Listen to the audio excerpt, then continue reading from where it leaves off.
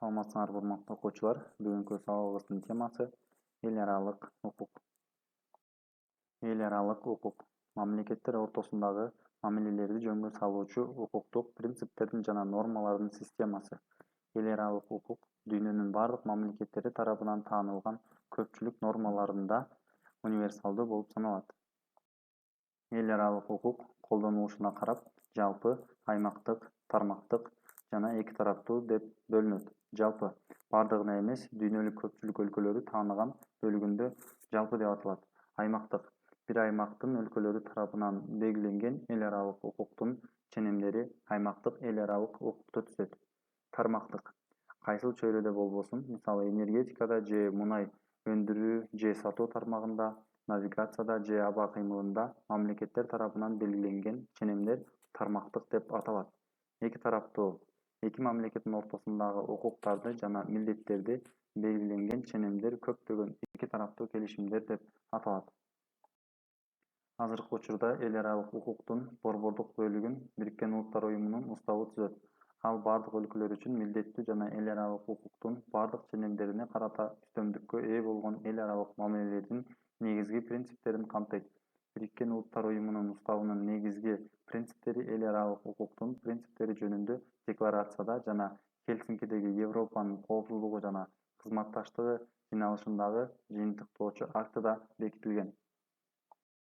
Эл аралык укуктун принциптери жөнүндөгү декларацияда мындай деп белгиленген: мамлекеттер өздөрүнүн эл аралык мамилелеринде кандайдыр бир мамлекеттин территориялык бүтүндүгүнө же саясий эркиндигине каршы же Бириккен Улуттар Уюмунун максаттарына карама-каршы келген башка ыкмалар менен коркутуудан же күч колдонуудан карманышат.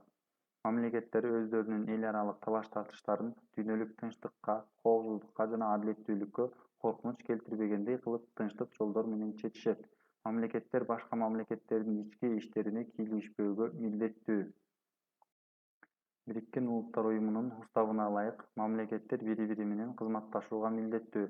Ошондой эле Бириккен Улуттар Уюмунун уставына ылайык мамлекеттер элдердин тең укуктуулугу жана өз тагдырын өзү аныктоо принцибин урматтоого, мамлекеттердин ортосундагы достук мамилелерди өнүктүрүүгө, уставда кабыл алынган милдеттенмелерди ак ниеттүүлүк менен аткарууга, эгемендүүлүк принцибин сактоого милдеттенген.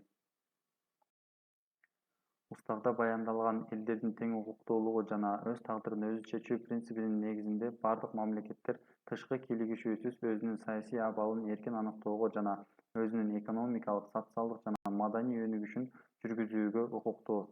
Бардык мамлекеттер суверендүү укуктарга ээ.